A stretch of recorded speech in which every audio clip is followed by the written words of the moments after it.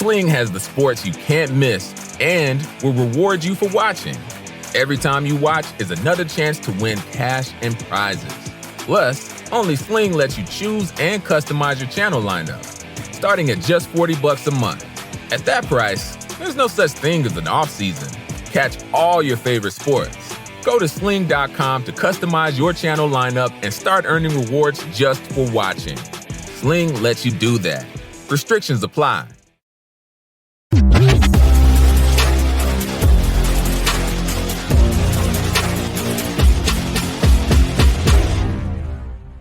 Hello and welcome to week 17 of Jets Final Drive. I'm your host, Jeane Coakley. Like always, I am joined by SNY NFL insider Connor Hughes. And today we got the friend of the show, Zack Rosenblatt, back from the Athletic. Guys, week 17, like the finish line. We're almost there. Almost there.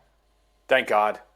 Thank God. I said to somebody recently, man, I think that this has been, I've covered the NFL in part since 2014, full-time since 2016. This has been, I think, the most trying year of my career because basically for both of the teams that I cover, the Jets and the Giants, it's been a storyline-less year since like Halloween, maybe a little bit after Halloween, where the Giants were eliminated. You knew the Jets weren't getting there. The Jets fired Robert and Joe. The Giants obviously had absolutely nothing to play for, but also weren't trying to go winless. So it was almost like you're trying to manufacture stories every single week that aren't about the games. I mean, it's been a grind. Like, I think this is the first time that I'm genuinely ready for the offseason, where just something new to write about, something concrete to write about. I can't wait. Sure, there's going to be plenty to write about when it comes to the Jets this offseason. All right, before we get going, just a reminder, you can find the audio version of Jets Final Drive on Apple Podcasts, Spotify, or wherever you get your podcast. All right, well, Zach and I were in Buffalo watching the disaster yesterday. Connor, you were at the Giants game watching a different pummeling, just different. Yeah. They dropped the bag of the number one pick. Yeah, that was something to watch. They can't even tank right. But yeah, go on. I'm sorry. Yeah, all right. No, it's all right. Well, the Jets got beat by the Bills 40-14. Their only points coming from Tyrod Taylor touchdowns, and that was I think 4 minutes left of the game in garbage time. So, Zach, we'll start with you. Are you surprised by the team's lack of effort against the Bills? Because the Bills really didn't have much to play for. I don't know if I would say I'm surprised. I mean, it's always jarring when you see a score like that and a game being that lopsided, especially because the Jets are, overall, they're fairly healthy. Like, they have most of their key players in the lineup. But, this is a team that's been eliminated from the playoffs for a long time. They see the finish line. It's the end of the season. A lot of these guys are going to be free agents in the offseason. So am I shocked? No. But it was a pretty jarring effort that they put forward because it was pretty bad from the get-go. I mean, I know it was close kind of going into halftime, but it didn't really feel close. Yeah, it was. That the whole thing was just, it was weak. It was borderline pathetic, I think, overall, just as a team that would come out and perform that way. I mean, the image that is seared into my mind right now is the Jets with the giant boombox taking the field to what was a gangster's paradise. And Josh Allen, meanwhile, is sitting in the corridor just staring at this team with this, poop-eating grin. I'm trying to, not curse so we don't have to bleep this out when they rerun it. But, this poop-eating grin on his face, I know exactly what I'm about to do this team. And then they go up there and they jump in front 40-0. And this isn't like when they had to play with Tim Boyle or they were playing with Zack Wilson. That's Aaron Rodgers out there. They're not on their fourth and fifth string running back. That's Breece Hall. That's Garrett Wilson. That's Devontae Adams. That's Allen Lazard. That's Tyler Conklin. That's an offensive line that I know they have their issues at tackle, but you figured they would still be able to have some semblance of success. And then a defense that fought as long as they could, almost a hat tip to the Jets teams of yesteryear that we used to watch in the early Robert Saleh regime, before completely and totally crumbling because they got absolutely nothing from their offense.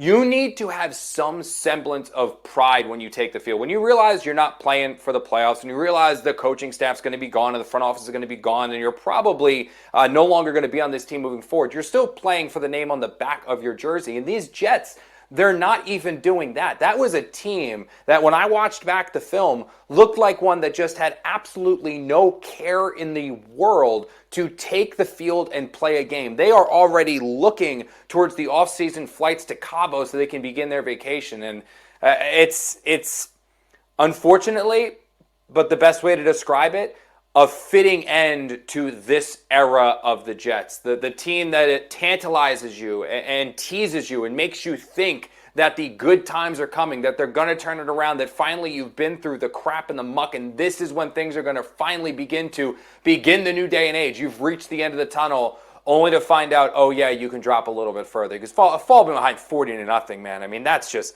so ugly.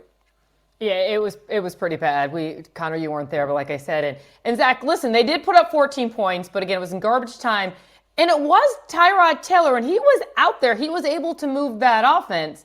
So should the Jets have turned to Tyrod Taylor earlier in the season? I mean, I think it was fourth quarter Tyrod went in. I think there's an argument to be made for that. You get why they let Aaron Rodgers finish this out. They invested a lot in him being their quarterback. But I also think that if you look down the line, in all likelihood, Tyrod Taylor's going to be the Jet. Like, he's the odds-on favorite to be their starting quarterback in Week 1 next season. I know he's been practicing with these guys, and he has good chemistry with Garrett Wilson, and he targeted him in the red zone, which Aaron Rodgers wasn't doing. But I think that this would be good reps for him to get going into next year. But again, Jeff Ulbrich is not going to be their coach next year. He's trying to win games right now. It's not his job to get the team ready for next year. So I get why they didn't do it, but I maybe would have done it a couple weeks ago, frankly. Yeah, I caught a lot of heat, Jeane, about Tyrod Taylor when I said on this show, it might have been Jets Class or Jets Final Drive, I forget what it was, but I said, this guy is going to electrify his teammates. This is a guy that's going to excite fans because he plays a brand of football that's kind of like the F it. He's in his mid-30s. He knows he doesn't have that many starts left in his career. So when he's out there, he's going to make the most of it. He's going to hold the ball a little longer than he should have because he's going to run around and wait for guys to get down the field, and then he's going to chuck it up there. He's going to give his guys an opportunity down the field to make plays. He's not looking at his completion percentage. He's not looking at his touchdown-interception ratio. He's trying to go out there and win games, and he's going to do everything he can to win it, and that is exciting. It's one of the reasons why that and his persona and his personality is so captivating to teammates. I got a chance to cover Tyrod for a couple years in New York with the Giants, and now I've had a chance to cover him here with the Jets.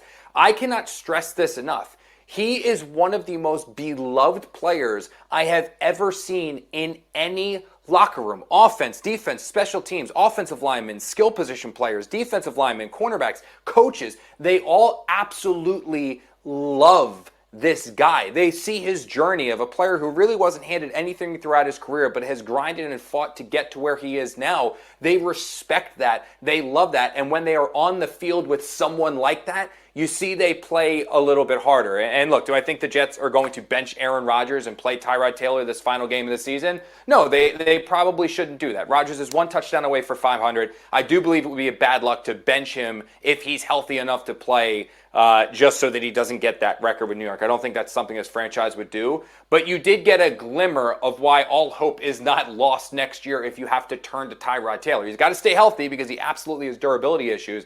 But when he's on the field, you can be a functional, serviceable, working offense. Well, and when he went on the field yesterday, the Buffalo Bills fans actually cheered him. Because they loved him because they loved him there too, yeah. And he was the guy who broke the playoff drought for them. And then in the following year, obviously, that's when Josh Allen took over. All right, let's move on to topic 2 because the Jets are looking for a new head coach, as we all know. We spoke about this a couple weeks ago here on Jets Final Drive, but Ian Rappaport reported over the weekend that Garrett Wilson may request a trade if Aaron Rodgers returns to the Jets next season. Zach, do you think Rodgers' return will impact Wilson's decision, or will he be more influenced by the GM and head coach hire? I do think the GM head coach situation is more important for the entire calculus because we just have no idea what this organization is going to look like. We don't know what this offense is going to look like. We don't know as of now who the quarterback is going to be. And so, yeah, I think ultimately that's the most important thing and Garrett getting the money that he wants and deserves. But, I think there's something to be said about the Rodgers thing. Will he demand a trade if Rodgers comes back? I don't know that, but I know that I don't think he's very happy playing with Aaron Rodgers. Like you've seen it in the comments he's made in recent weeks. The way he raved about Tyrod Taylor after the game on Sunday. And him and Aaron, he hasn't really sung Garrett's praises in recent weeks either. It's a marriage that didn't exactly work out in the end. And it's pretty clear to me that Aaron doesn't really want to be a Jet anymore, even if he says they're his number one choice. The things he said, the way he's talked about Jets ownership, things like that, it's pretty clear to me that he doesn't want to be the Jets quarterback. And Garrett sounds like somebody who is willing to be a Jet, and he wants to win. I think at the end of the day, he wants to win. I think the misconception with him is that he just wants more touches. He just wants, he wants to get targeted every play in the red zone. No, he thinks targeting him is what leads to victory, and they have not been winning games, and so he's been very frustrated. So I do think he's going to be a Jet next year, but I am very curious to see how the coach and GM plays into his mindset. I thought Steve put it. Sorry, Jeane.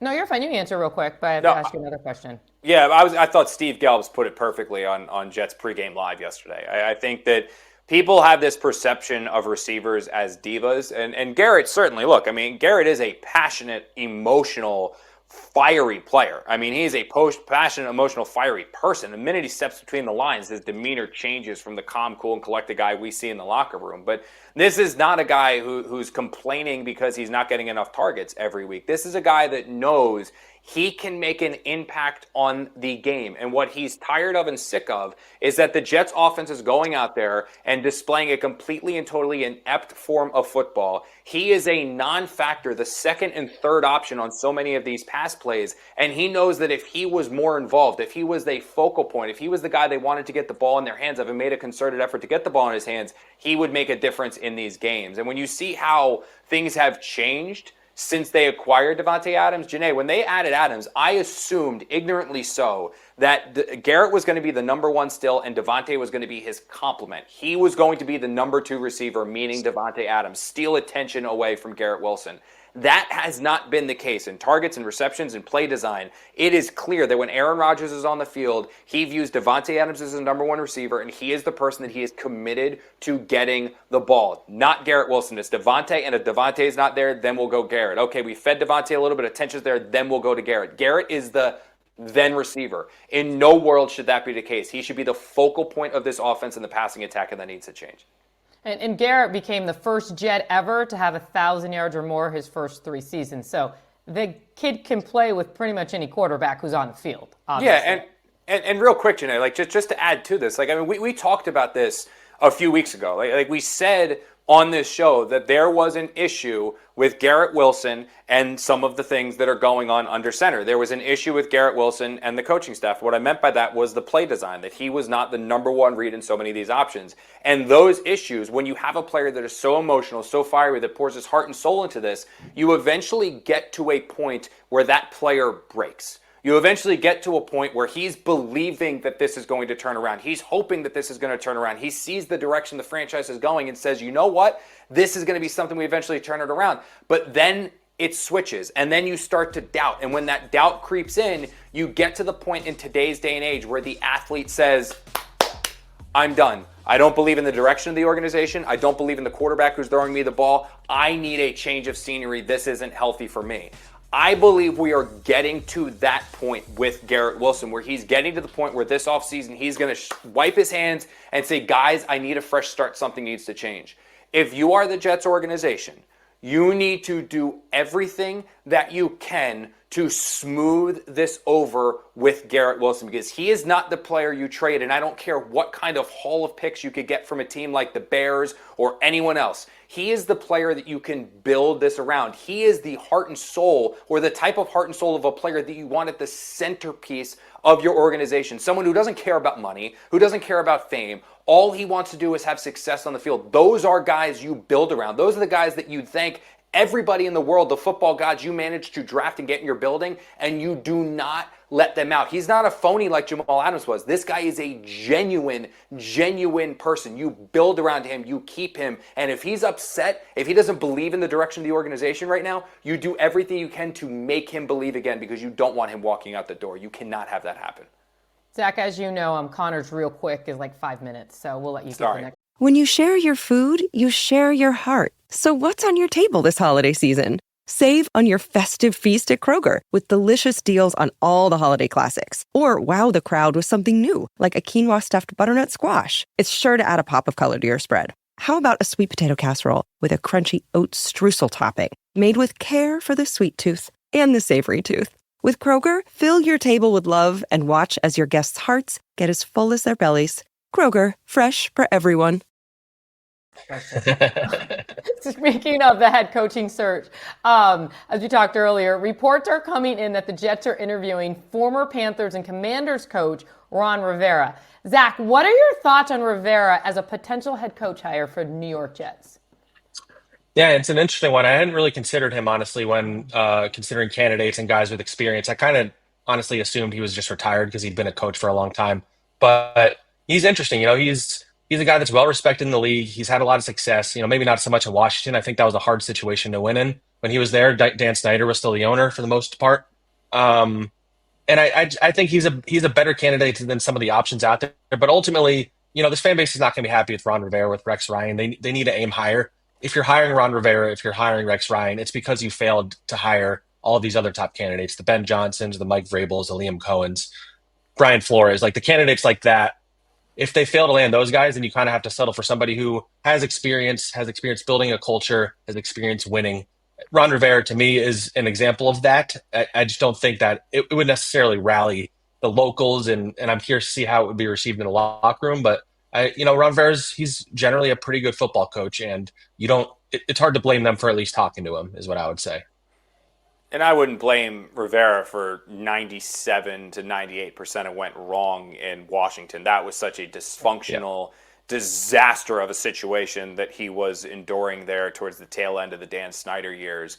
But I agree with Zach. This is not a hire that you want to. This is not going to ignite the fan base. This isn't going to make you believe in anyone. I don't think that Ron Rivera is a great head coach. I don't. What I do like the idea of, though, is getting Ron Rivera in this building in some sort of a role as a defensive coordinator, as an assistant head coach. I mean, he is somebody that is the epitome of culture. And Zach made a comment about potentially like the locker room.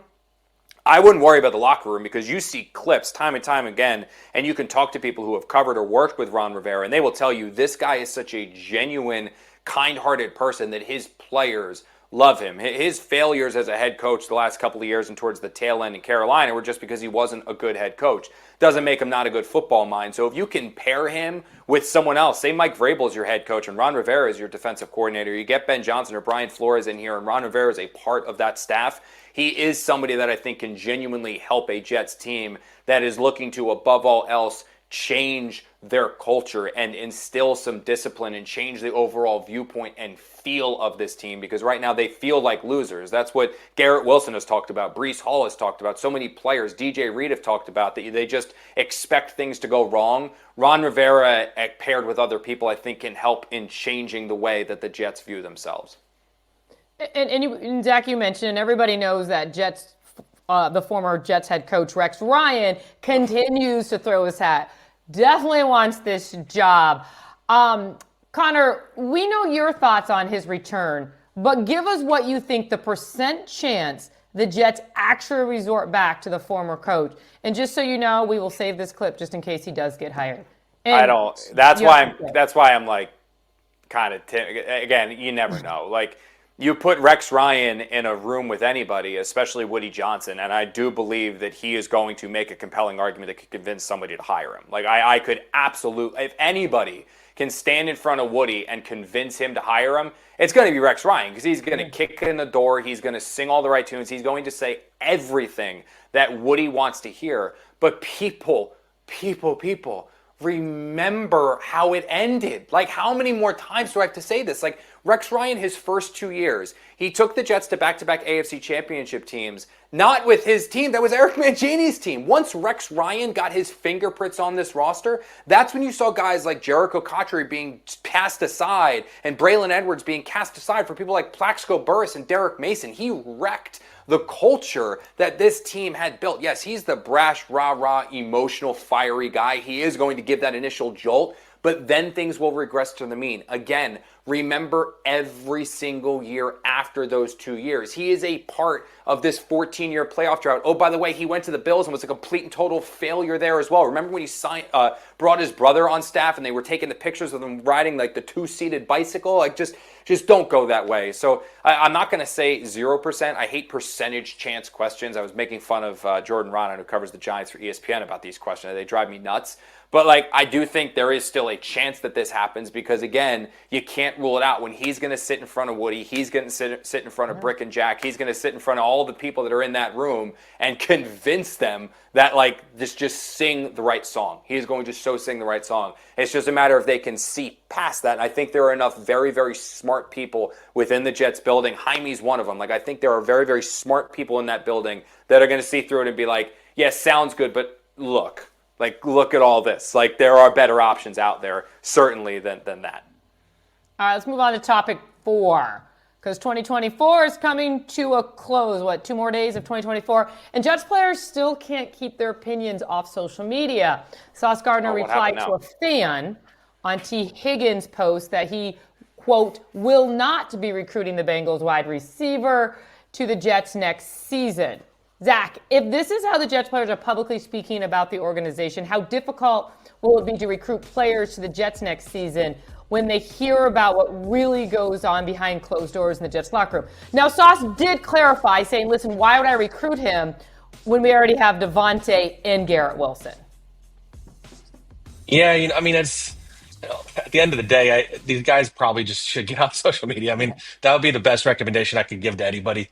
But yeah, I don't think this is going to keep any free agents from coming to the Jets necessarily. At the end of the day, money talks. Yeah. And, if they have a quarterback is a bigger deal than the fact that they've been out of the playoffs for 14 straight years. But yeah, the Jets have a reputation around the league right now as a dysfunctional organization. And you see these comments, you see all the drama that happens, you see people getting fired in the middle of the season, you see all the losses, losing in close games, all these things. And it doesn't look like the most appealing place, but at the end of the day, it's the New York market. And again, money talks. If T. Higgins, if the Jets throw, $25-30 million a year at T. Higgins, like, he would have to consider it at the very least. So I think those are all factors more than anything. But the dysfunction, I think, will be a bigger issue in these head coaching and GM interviews than I think it would be in terms of like signing players. Yeah, I don't think players care as much as people think they are. If anything, they would steer the Jets, like agents would steer the Jets away from New York, not because it's the Jets, but the same reason you don't want a team to play for the Giants, and it's taxes. Like, send them to Florida and they'll make significantly more money than they would here. But as for like what players are saying behind closed doors, I think that one of the things that stood out as very, very jarring to me was, if you remember way back when Davante Adams gave that incredible speech that the Jets spent like 6 months talking about, or 6 weeks talking about, as like the main point that was going to turn their season around and all that stuff. Well, Davante Adams had been with the Jets less than a week, and then he stood in front of all of the players in the locker room after that loss to the Steelers and just trashed them for their culture and the way they went about their business, saying they need to change if they ever want to win games. Like, just destroyed them and tore them all apart about the way that they're doing things. And I know Jeff Ulbrich talked very highly of it, and Aaron talked very highly of it, but Davante wasn't in the locker room to know all of that. Right? Like, Davante Adams was not in or experiencing any of that to know what he was talking about, which means that somebody was telling him the things that were going wrong with the Jets. That's not just his buddies that played with him in Green Bay were telling him, come here, help us change this, it's all terrible. I imagine it's probably all over the place. The players are talking like this.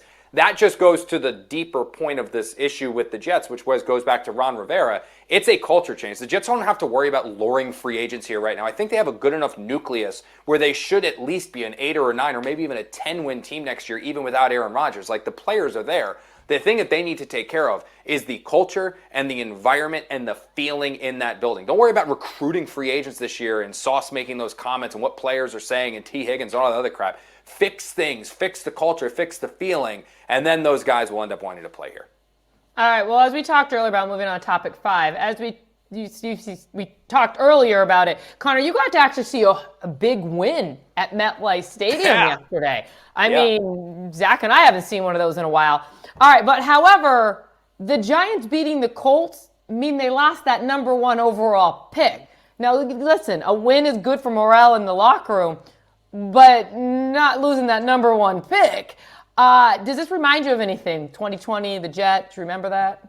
I do, yeah, and I think it's why tanking in the NFL is so hard. And I remember talking to people the tail end of that year with Adam Gase, and Gase was trying everything that he could to win football games that year. Because, look, I mean, the coaches, petty's probably not the right word, But Adam Gase and Brian Daboll are not going to intentionally lose football games, tarnish their own reputation, tarnish their own record, to then get fired after the year and have the next coach that is hired reap the rewards and reap the benefits of the number one pick. For the Jets' case, it would have been Trevor Lawrence. For the Giants' case, it would have been Shedeur Sanders. Now, the Giants, unlike the Jets, it looks like if the Patriots finish with that number one overall pick, they don't need a quarterback. They've got Drake May. So that number one selection is going to be up for grabs, where the Giants could trade up there and still get the quarterback. It's just going to cost them, obviously, an arm and a leg, when previously they would have just been able to draft the player organically. But the idea of tanking the NFL, it's silly, just because coaches aren't going to want to do that. And Brian Daboll, and players aren't going to want to do against... that either, Connor. I mean, Correct. Players aren't going to want to tank either. They want to put numbers out there. 100%, but there's still things, I think the management of a game from a coach is more imperative to the players just playing hard. There are decisions that are made throughout a game that lead you to a victory or lead you to a loss. Brian Daboll being overly aggressive in certain situations, calling timeouts in certain spots, going for it on fourth down, like those moves that he's made, the plays that he's calling when the Giants can easily just go 3 and out, punt the ball, Colts are going to go right down the field, score a touchdown, win the game, and Brian Daboll's doing everything he can to go down the field and score, calling aggressive plays with Drew Lock to get Wandale the ball, get Malik Neighbors the ball, make those things happen. It's just, it's not possible. And eventually, look, this is a long NFL season. These are all professional athletes. Eventually, the ball is going to bounce your way. Eventually, it is. It's not like basketball. It's not like baseball. Eventually, things are going to bounce your way. And for the Giants, they did. Much like for the Jets, it did in that game against the Rams. Although I still go back to that game against the Rams. Why in the world was Jared Goff on fourth down trying Marcus May, who was the only player worth a damn in the Jets secondary at that time? Like, that's when, like, Bryce Hall and Lamar Jackson was starting in their secondary. Wasn't Throwing it it, and he's throwing up the Marcus that year that tackled him? Braden Mann. John Erickson's player. Yeah, John Erickson's favorite player. Zach, exactly. Zach, which was worse, though? The Giants losing the number one pick this year, or the Jets back in 2020 when they lost the Rams? What's more costly? I think the Giants one is more. I mean, I'm in the moment. I didn't cover the Jets when the last one happened. To be fair, I imagine everybody was pretty angry when that happened. But like the noise around the Giants just needing a quarterback, needing that number one pick, the banners flying over the stadium. They have the worst offense in team history. They're having the worst season ever in their 100th season. And like this was kind of a lifeline. Like, okay, at least we can get a quarterback first overall. Well, now they won, and they bump themselves down. They maybe miss out on getting Cam Ward or Shedeur Sanders, and now you're back in kind of the purgatory where you have to settle for somebody like Daniel Jones, and it's just kind of a repeat thing that keeps happening, a repeat cycle that happened in New York, where these teams just kind of like win just enough to get them outside of the range to get a star quarterback. And I've seen the reactions on Giants Twitter, like everybody is really depressed after a win. I've never seen this much depression after a win before. Real quick, though, Zach, the one point you made, though the difference between Giants and Jets is if the Patriots finish with the number one overall pick, the Giants can still go get their quarterback. The Jaguars finished with the number one pick for the Jets. The Jaguars were taking Trevor Lawrence. So the Jets actually lost out on the generational quarterback in Trevor Lawrence. The Giants, as of right now, haven't lost out on Shedeur. They can technically still go up and get him. Yeah, they got Zack Wilson instead, though. All right, topic 6. We're moving to topic 6, which is our final topic. And you guys, we have like 2 more days left of the 2024 year. So as we head into 2025, and we're going to put this, I'm not sure how to describe this season for the Jets because there's a lot of words you can use. So we'll say disappointing. We'll keep it, disappointing behind us. We're almost done. 1 more game left. What should the Jets' 2025 resolution be? Zach, I'll let you go first. I mean, accountability is a word that's thrown around way too much around here, but like this organization needs to find somebody who's willing to hold their players, hold their coaches accountable, because over the last few years, and especially this season after Robert Saleh got fired with Jeff Ulbrich leading the way, like it just does not feel like anybody's held accountable for their mistakes, for their errors, for their actions, for the way they act, the things they say. I mean, you see Michael Clemens had the most insane penalty I've maybe ever seen, where he basically belly flopped onto a pile of players after the play was over. It's called for unnecessary roughness. And the response is, he's one of our hardest. He has the best effort out of anybody on our team. He works harder than anybody on our team. And you have Hassan Reddick, who skipped all of training camp, all of OTAs, half the season, and he's been awful. and you have Jeff Ulbrich saying he's one of the most unselfish players I've ever coached. Like, look, I'm not saying these coaches need to go at the podium and trash their players. You need to do it behind closed doors. You need to hold people accountable. You bench them when they do things wrong. I just think they need to find the right leadership to create a culture where whether you're at the top of the roster or the very bottom, you're going to be held accountable for your actions and your performance. And so they have not had that here in a while, and they need a coach who will do that. That's the number one priority for 2025. Was that Michael Clemens penalty? Did he jump after the whistle? Yes. Because I was watching on my tablet. I don't know if the whistle was. The whistle might have called when he was in the air, maybe. I don't know, but it was close. He flopped his arms out in a way I've never seen a guy do for a tackle. Like, why is he jumping like that? Like, it's not a pool. Funny. What are we doing? I was like, oh, I didn't know if that was like, I haven't heard it. So I was at the Giants game, but like I watched it, was like, wow, that's pretty funny. But I didn't know if like he was just like the pile's moving and fighting and he's just trying to throw another body there to get the running back down. I was like, okay, yeah, it looks funny. But if there was a whistle and then he jumped, like, oh my God, that'd be wild.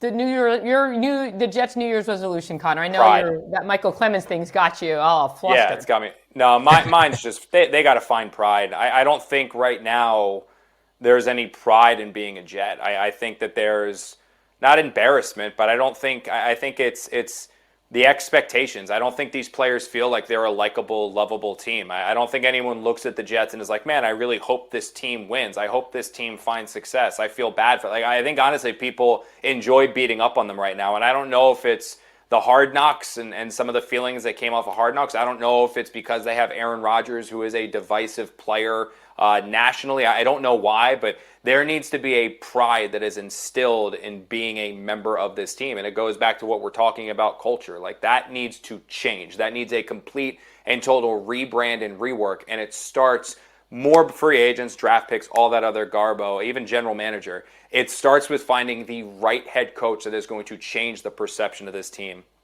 and bring back some Jets pride. All right. Well, before we get out of here, Connor, you were not. I know what you're going to say. I know exactly. I'm sorry. I'm gonna turn this off and like walk away. No, you're not turning it off, because I'm just telling you this right now. The hot chocolate bar was unbelievable. They had Tim Hortons. Candy. They had peppermint. They had whipped cream. They had marshmallows. They had the candy bar. Zach, how good was the candy bar? It's Swedish fish. It's Swedish fish there. Thank you. So I don't know what Buffalo needs to do to move up on your gosh darn list. It better be moved up by next year. That's all I'm saying. Just better food. That's all I'm saying. I do need to give one person, Maddie Harris, who's on the Giants media relations staff. She's awesome at what she does. She got us cake pops for the Giants home game a week ago.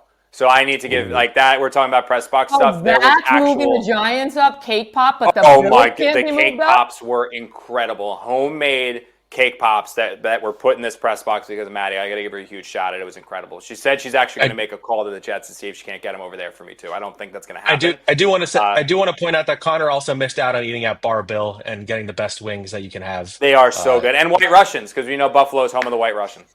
And Zach, you went there twice, correct? Twice. I went on Saturday and I went after the game. We do that though. That's our thing, man. I tried to get there, by the way. You weren't there for it, You weren't there for it. So. I tried to get the trip expense to Buffalo, and they were like, no. And honestly, after the way this game went, I think like if I filed another X amount expense report for eating wings to watch the Jets lose 40 to whatever it was, I think I'd probably be done traveling for the next 3 years. But I feel like it's hazard pay at that point. At this point, yeah, I'm about there. I think I've seen. It's amazing that I cover would it be 1/16 of the NFL or whatever it is, and I'm covering teams with the tied for the worst record and tied for second worst record in the NFL. So. Wild. What a time. At that point, maybe it's you. At this point, Connor, maybe it's you. Hey, Zach, appreciate you always jumping on. Thanks for being a friend of the show. I'm glad you made it to Buffalo and got some hot chocolate and some Swedish fish. Connor can sit his butt home with his little cake pops. All right, well, thank you all for joining us on this episode of Jets Final Drive. Once again, you can find the audio version of Jets Final Drive on Apple Podcasts, Spotify, wherever you get your podcast. For Connor Hughes, Zack Rosenblatt, I'm Jeane Coakley. We'll see you Monday for the season recap after the Jets wrap up their season against the Dolphins. Guys, we're almost there. We are almost there.